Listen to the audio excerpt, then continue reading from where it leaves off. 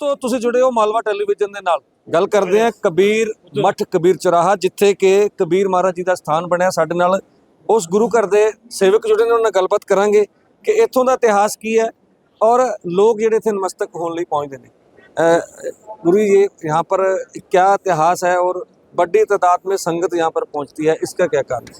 जी, सबसे पहले आप सबको साहिब बंदगी, धन्य गुरुदेव जी, जय गुरुदेव जी। ये कबीर चौरा मठ है, कबीर साहब का मूल घर था ये जी, जहाँ कबीर साहब पले बढ़े और नीरू नीमा जो दंपति थी कबीर साहब को लहरतारा तालाब से पाकर यहीं लेकर आए थे। आप सामने देख सकते हैं बीजक मंदिर है और कबीर साहब की समाधि मंदिर है। और यहाँ की इतिहास परंपरा 300 संतों की टोली रहा करती थी यहाँ कबीर साहब के समय जी। भक्ति आंदोलन यहीं से शुरू हुआ। तमाम जो है आज भक्ति परंपरा जो चल रही है ये कबीर साहब की देन है। द्राविड़ भक्ति उपजे लाए रामानंद, प्रकट करी कबीर ने 7 दीप 9 खंड।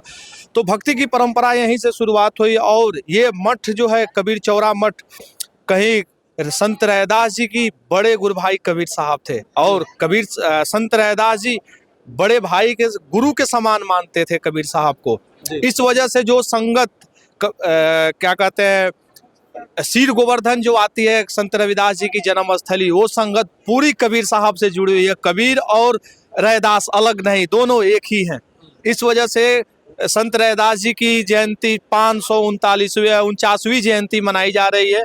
जो हमारे यहाँ कबीर चौरा में भी आप जब कबीर साहब के साथ संत रैदास जी आया करते थे, कोई सलाह मशवरा करते थे, कहीं भक्ति आंदोलन में जाया करते थे तो एक साथ जाया करते थे। इस वजह से यहाँ भी उनकी जयंती मनाई जा रही है। आप देख सकते हैं धूमधाम से लंगर चल रहे हैं और तमाम संगत आ रही है, मत्था टेक रही है। जय गुरुदेव जी, धन्य गुरुदेव जी। एक आप इसे बताइए, जब कबीर जयंती होती है, कबीर जी का गुर मनाया जाता जन्मदिन, तो तब भी लोग जो है कबीर यहाँ इकट्ठे होते हैं, कबीर पंथी गुरदास मंदिर के लिए जाते हैं।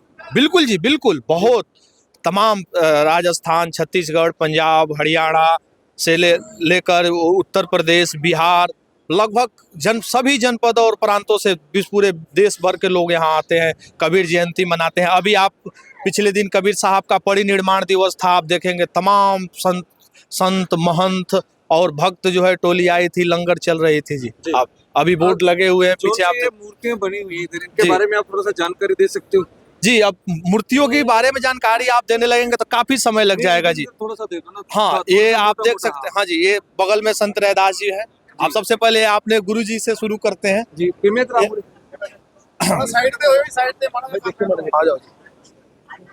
भाई जी देखो, ये आप देख सकते हैं संत रैदास जी कबीर साहब के समय जब रहा करते थे तो ये शताब्दी पेड़ है जी। यहीं पे कबीर साहब के साथ आकर बैठ के बात किया करते थे। इस वजह से इनकी मूर्ति को स्थापित यहीं किया गया जी। जी, मतलब आपका कहने का ये है कि संत कबीर महाराज जी जब यहाँ थे तो इस मूर्ति इसीलिए यहाँ पर बनाया गया। जी बिल्कुल, मतलब यहीं बैठ के चर्चा करते थे, ये जगह वही थी जी। संतों ने बताया, पुराने संतों ने, फिर इसी जगह संत रैदास जी को रखा गया। आप देखिए लिखा है, मन चंगा तो कठोत में गंगा जी। कबीर साहब का भी मन निर्मल था, संत रैदास जी का मन निर्मल था, इसीलिए उनके कठोत में गंगा का वास था जी। अगर आप इधर और मूर्ति की बात करें, ये हमारे पीठ के 21वें आचार्य संत रामविलास साहब जी हैं, जो इस सार्थकता मठ की ओर इशारा कर रहे हैं। ये बीजक मंदिर का निर्माण उन्हीं के द्वारा किया गया था जी। अब जैसे ये कौन से बाबा है? ये गांधी जी हैं जी। जी, ये गांधी जी सन 1934 में यहाँ आए थे, जब आंदोलन उन्होंने छेड़ी थी, भारत छोड़ो आंदोलन की तमाम तरह की प्रक्रिया थी, तो गांधी जी इस मठ में आए हुए थे। इस वजह से इनकी प्रतिमा यहाँ लगाई गई है।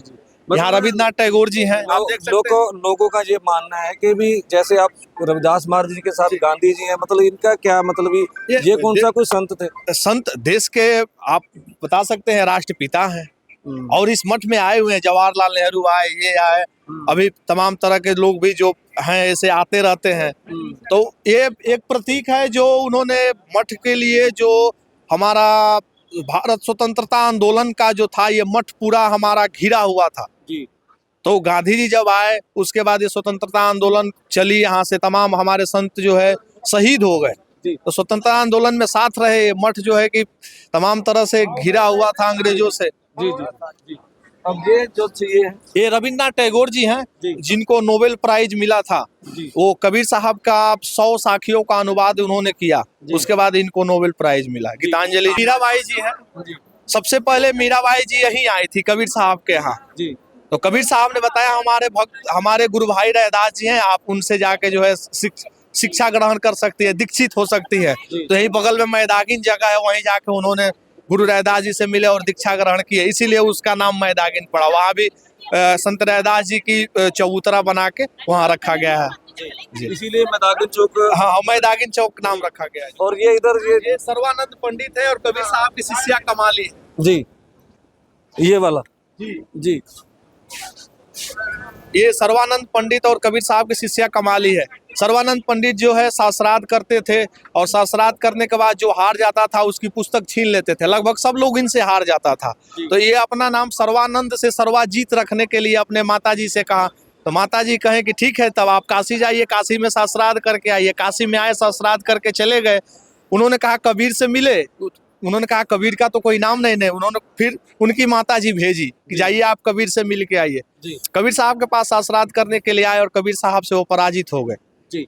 और ये मठ के साथ जो अगल बगल के लोग रहते थे, कमाली की सखियां थी, जो पहले गांवों में और जगह में कुएं कम होते थे, तो एक कुएं पे पूरे गांव के लोग पानी भरा करते थे। इस वजह से ये पूरी टोली ये बनाई गई है सुंदरता के लिए।